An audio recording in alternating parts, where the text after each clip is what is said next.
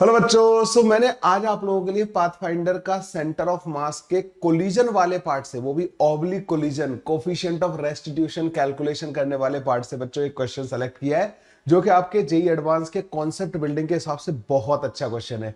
बच्चों मैं अपने इस चैनल पे सुपर डुपर डिफिकल्ट क्वेश्चन न करा के मोस्ट रिलीवेंट क्वेश्चन में मेरा ज्यादा फोकस रहता है जो आपके कॉन्सेप्ट बिल्ड करे, मतलब जब आप एडवांस के एग्जाम में जाओ तो आपको बहुत कुछ आता हो।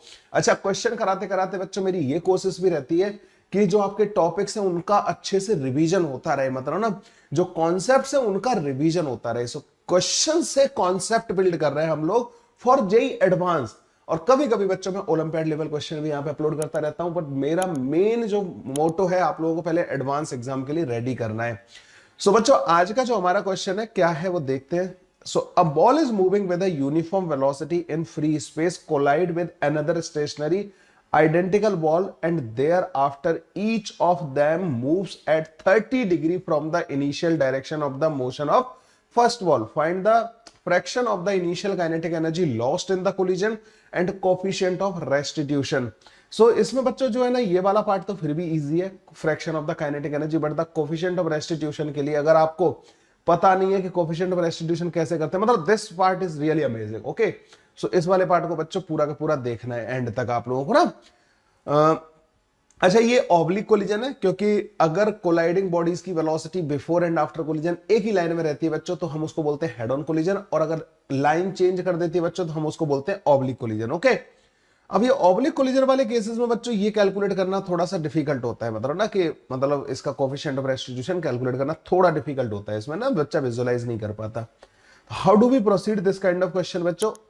एक बॉल तो बच्चों ये मान लेना, एक बॉल ये मान लेना। अच्छा, इन दोनों बॉल है तो आइडेंटिकल, लेकिन बच्चों वो दोनों के क्या सेंटर को ज्वाइन करने वाली लाइन के अलोंग मूव कर रही होगी पहली वाली बॉल? नहीं, मतलब कुछ ऐसे रखी होगी। देखो ये बिल्कुल एकदम इसके सेंटर वाली लाइन पे नहीं रखी होगी, थोड़ी सी अलग रखी होगी, है ना। तो ये वाली बॉल बच्चों ऐसे आ रही है और इससे जाके टकरा जा रही है, ठीक है। अगर ये बिल्कुल इन दोनों के सेंटर को ज्वाइन करने वाली लाइन के अलोंग चल रही होती ना पहली वाली बॉल, तब तो हेड ऑन कोलिजन हो जाता ना, फिर तो इनकी मतलब वेलोसिटीज भी इसी डायरेक्शन में आती है ना। लेकिन यहाँ पे कुछ और हो रहा है। ओके, ये वाली बात समझ में आई। अब ये तो बच्चों कोलिजन से पहले की कहानी हो गई। कोलिजन के बाद क्या हो रहा है बच्चों की ये वाली बॉल एक उधर की तरफ चली जा रही है और दूसरी बॉल जो है बच्चों इधर की तरफ जा रही है, ठीक है। तो ये वाली बॉल जाने लगी बच्चों इधर की तरफ और ये वाली बॉल जाने लगी बच्चों इधर की तरफ। ओके, दोनों की कुछ स्पीड होगी, मान लो v1 हो गई इसकी स्पीड और इसकी v2 हो गई। अच्छा, एक इंफॉर्मेशन और दे रखी है कि जो इनिशियल डायरेक्शन ऑफ मोशन थी ना, दोनों की वेलोसिटी जो है उसके साथ 30 डिग्री एंगल बना रही है। तो इनिशियल डायरेक्शन ऑफ मोशन बच्चों राइट की तरफ थी, तो ये एंगल 30 डिग्री के बराबर है और ये वाला एंगल भी 30 डिग्री के बराबर है। और बहुत सारे बच्चे समझ गए होंगे कि इस एंगल के देने से मेरे को v1 और v2 में डायरेक्ट रिलेशन पता लग गया। सो बच्चों पहला पार्ट तो ये हो गया है ना। पहले तो ये इस तरीके से आफ्टर द कोलिजन दोनों बॉल इस तरीके से मूव कर रही है, ठीक है। दोनों के दोनों बॉल बच्चों इस तरीके से मूव कर रही है।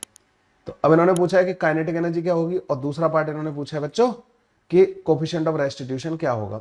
अब एक काम करते हैं बच्चों, सबसे पहले देखो इस डायरेक्शन को मान लेता हूं मैं एक्स एक्सिस के अलॉन्ग और इस वाली डायरेक्शन को मान लेता हूं बच्चों मैं वाई एक्सिस के अलॉन्ग। क्या आप लोगों को यह पता है कि momentum of the system in Y direction जो है जीरो था? क्या इसके पास या इस वाली बॉल के पास किसी के पास भी इस डायरेक्शन में कोई मोमेंटम था? नहीं, कोई मोमेंटम नहीं था। तो इस डायरेक्शन में बाद में भी मोमेंटम नहीं होना चाहिए। अच्छा, इन दोनों का जो इधर वाला कंपोनेंट आएगा ना, v1 का sin 30 आएगा और v2 का भी sin 30 आएगा, तो mv1 sin 30 जो है बच्चों वो बराबर होना चाहिए mv2 sin 30 के। ओके, तो यहां से हमारे पास v1 और v2 की वैल्यू बच्चों बराबर आ जाएगी v के बराबर। और बहुत सारे बच्चे इसको देखते ही समझ गए होंगे कि जैसे थीटा बराबर दे रखा होता है तो ये वाला कंपोनेंट बच्चों बराबर हो जाता है। ओके, यहां तक तो कोई परेशानी वाली बात नहीं थी। अब इस एक्स एक्सिस के अलोंग मोमेंटम कंजर्व कर दो। अलोंग द एक्स एक्सिस जो मोमेंटम था ना वो एम वी नॉट के बराबर था। अब कितना हो गया एम, अच्छा मैं v1 और v2 को मैंने v रख दिया, तो v cos 30 प्लस का एम वी cos 30, दोनों का सेम मोमेंटम है इस डायरेक्शन में। ओके, तो ये आ जाएगा बच्चों, यहां से हमारे पास v की वैल्यू आ जाएगी v नॉट बाई √3 के बराबर। ये आ गया बच्चों हमारे पास v का वैल्यू। अब यहां से जो fraction of the kinetic energy lost है ना, वो तो बड़े आराम से सॉल्व हो जाएगा, ठीक है। वो वाला पार्ट तो बड़े आराम से सॉल्व हो जाएगा। जैसे मैं अगर इसकी इनिशियल काइनेटिक एनर्जी लिखूं तो initial kinetic energy half M V naught square के बराबर थी, और अब जो फाइनल काइनेटिक एनर्जी बची है बच्चों दोनों के पास बराबर बची है हाफ एम v का स्क्वायर, और v की वैल्यू आई है v0/√3 के बराबर है ना, तो इसका स्क्वायर कर दो बच्चों, तो ये आ जाएगी हमारे पास 2mv0 का स्क्वायर डिवाइडेड बाई 6 के बराबर आ जाएगी। ओके, ये आ गई बच्चों हमारे पास जो काइनेटिक एनर्जी इसकी होगी। ठीक है, ये आ गई हमारे पास इसकी मतलब सिस्टम की बाद वाली काइनेटिक एनर्जी। तो काइनेटिक एनर्जी में जो लॉस हुआ है बच्चों वो कितना हुआ है, इनिशियल में से फाइनल वाली माइनस कर दो, तो इनिशियल में से फाइनल वाली माइनस करोगे तो ये mv0 स्क्वायर डिवाइडेड बाई 6 के बराबर आ जाएगा बच्चों। ठीक है, सो mv0 स्क्वायर डिवाइडेड बाई 6 के बराबर काइनेटिक एनर्जी का लॉस आ गया, और आप इसको डेल्टा के डिवाइडेड बाई डेल्टा मतलब के इनिशियल जब लिखोगे तो बच्चों दिस डिवाइड बाई दिस जो आ जाएगा वो 1/3 के बराबर आ जाएगा। सो पहले वाले पार्ट का तो आंसर बच्चों बहुत इजीली इस तरीके से आ जाता है। Let's talk about the second part. Second part मैंने बोला था सबसे इंटरेस्टिंग तो इसका सेकंड वाला पार्ट है। अब आते हैं कोफिशिएंट ऑफ रेस्टिट्यूशन पे।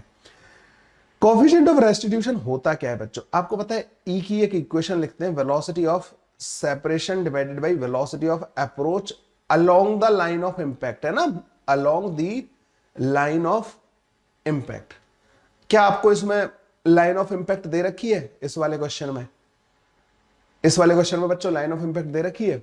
देखो बच्चों लाइन ऑफ इंपैक्ट बेशक नहीं दे रखी, लेकिन हमें एक बात पता लग गई कि जो मोमेंटम वगैरह जो ट्रांसफर होते हैं ना बॉडीज के ड्यूरिंग द कोलिजन, अगर दोनों बॉडीज स्मूथ है तो वो नॉर्मल के अलोंग होते हैं, वही तो लाइन ऑफ इंपैक्ट होती है। तो बच्चों देखो पहले केस क्या था, पहले ये वाली जो बॉल थी ना बच्चों, ये वाली पहली वाली बॉल वो मूव करके आ रही थी, दूसरी वाली बॉल बच्चों रेस्ट पे थी। ठीक है, और टक्कर के बाद क्या हो रहा है कि दूसरी वाली बॉल जो है ना बच्चों वो इधर की तरफ जाने लगी है, तो इसके पास जो मोमेंटम आया है वो लाइन ऑफ इंपैक्ट के अलोंग आया होगा, क्योंकि इसके पास पहले मोमेंटम था नहीं, बाद में आया है, मतलब नॉर्मल इस पे लगा होगा। जब ये दोनों कांटेक्ट में आए होंगे तो जो नॉर्मल जो लगा होगा उसी ने तो इसका मोमेंटम चेंज किया है, तो इसका मोमेंटम जो चेंज होगा ना वो along the line of impact momentum इसका चेंज होगा। सो मोमेंटम चेंज इनके लाइन ऑफ इंपैक्ट के अलोंग होगा, मतलब लाइन ऑफ इंपैक्ट जो है ना इसकी ओरिजिनल वाली डायरेक्शन से 30 डिग्री एंगल पे होगी। ये होगा बच्चों लाइन ऑफ इंपैक्ट का एंगल। ओके, क्योंकि इसका जो मोमेंटम चेंज हो रहा है ना वो लाइन ऑफ इंपैक्ट के अलोंग होगा। देखो इसमें आ जाओ, ये वाली बॉल रुकी हुई थी, यहाँ पे अभी इधर चलने लगी, तो नॉर्मल इस पे इधर ही लगा होगा ना, तभी तो चलने लगी। इसका मोमेंटम पहले रेस्ट पे था, इधर मोमेंटम आ गया, मतलब इसमें नॉर्मल इधर की तरफ लगा होगा, तो यही लाइन ऑफ इंपैक्ट हो गई ना, जिधर नॉर्मल फोर्स लगता है। तो लाइन ऑफ इंपैक्ट का बच्चों मेरे को ये पता लग गया कि 30 डिग्री पे लाइन ऑफ इंपैक्ट आ रही होगी। अब ये वाली बच्चों इधर की तरफ चल रही थी, 30 डिग्री पे लाइन ऑफ इंपैक्ट आ रहा है। तो बच्चों before the collision and after the collision एक काम करते हैं, velocity of separation and approach चाहिए मेरे को ई को पता करने के लिए, तो मुझे बिफोर द कोलिजन और आफ्टर द कोलिजन जाना पड़ेगा। तो बच्चों एक बात बताओ कि आफ्टर द कोलिजन जो ये जो बॉल है लाइन ऑफ इंपैक्ट तो बच्चों ये हो गई है ना, आफ्टर द कोलिजन जो ये वाली बॉल है बच्चों वो इधर की तरफ जा रही है, लाइन ऑफ इंपैक्ट के साथ 60 डिग्री एंगल बना रही होगी, v0 डिवाइडेड बाई √3 की वेलोसिटी से इधर की तरफ जा रही है, और ये एंगल 60 डिग्री के बराबर। आप बोलोगे सर 60 कैसे हो गया? क्योंकि देखो ये जो इन दोनों के इस, क्योंकि लाइन ऑफ इंपैक्ट हमें पता है v2 के अलोंग आई है ना, तो v1 और v2 के बीच का एंगल 60 डिग्री है ना, तो आफ्टर द कोलिजन ये v1 से जा रही है, v1 मतलब v0/√3 से जा रही है, और 60 डिग्री एंगल है लाइन ऑफ इंपैक्ट के साथ इसका। और बिफोर द कोलिजन जब ये आ रही थी तो इसका लाइन ऑफ इंपैक्ट, इसकी वेलोसिटी का लाइन ऑफ इंपैक्ट के साथ एंगल कितना था? 30 डिग्री।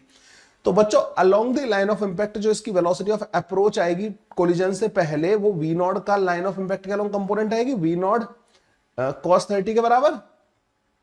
और आफ्टर द कोलिजन अब देखो ये तो इधर जा रही है v0/√3 से सेकंड वाली बॉल, और ये जा रही है इधर, तो इसका इधर एक कंपोनेंट आएगा बच्चों इधर की तरफ, कौन सी वाली वेलोसिटी का? इस वाली का। दोनों का लाइन ऑफ इंपैक्ट के अलोंग कंपोनेंट करना होता है अप्रोच और सेपरेशन पता करने के लिए। तो वेलोसिटी ऑफ सेपरेशन जो आएगी ना बच्चों वो इसकी वेलोसिटी में से v0/√3 में से ये जो इसको अप्रोच कर रही होगी ना इधर की तरफ, v0/√3 cos 60, और cos 60 होता है 1/2 के बराबर, तो ये v0/2√3 के बराबर आ जाएगा। ये आ गई बच्चों हमारे पास velocity of separation.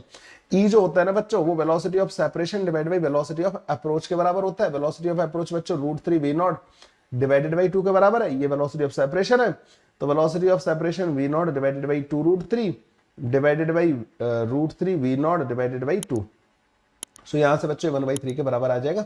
So value of E is also 1/3 in this case. Okay, ऐसे करके बच्चों ये वाला क्वेश्चन सॉल्व हो जाएगा। तो मैंने बोला था ना कि जिसका जो लाइन ऑफ इंपैक्ट वाला और ये जो कोफिशिएंट ऑफ रेस्टिट्यूशन वाला पार्ट है, this is very very concept building part. Okay, अगर कॉन्सेप्ट आपका बिल्ड हुआ है तो वीडियो को लाइक कर देना यहां तक अगर तुम पहुंचे हो ना।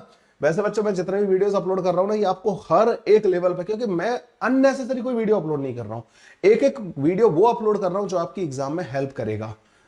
आप देखना धीरे धीरे आपकी कॉन्सेप्ट बिल्डिंग इतनी सॉलिड हो जाएगी मेरे इस चैनल को फॉलो करने के बाद, आपको पता भी नहीं चलेगा। जैसे मुझे पता नहीं चल रहा है ना, एकदम मेरे पास बर्डन नहीं हो रहा है बहुत सारे क्वेश्चन का, इसी तरीके से आपको भी पता नहीं चलेगा अगर आप रेगुलर बेसिस पे मेरे कराए हुए क्वेश्चंस को सॉल्व करते जा रहे हो, डेली करते रहो, फिर देखना आपकी फिजिक्स कैसे इंप्रूव हो जाएगी। चाहे वो जेई मेन की बात, तो चाहे जेई मेन तो ऑटोमेटिकली हो जाता है जब आप एडवांस लेवल पे इस तरीके के क्वेश्चन सॉल्व कर रहे होते हो।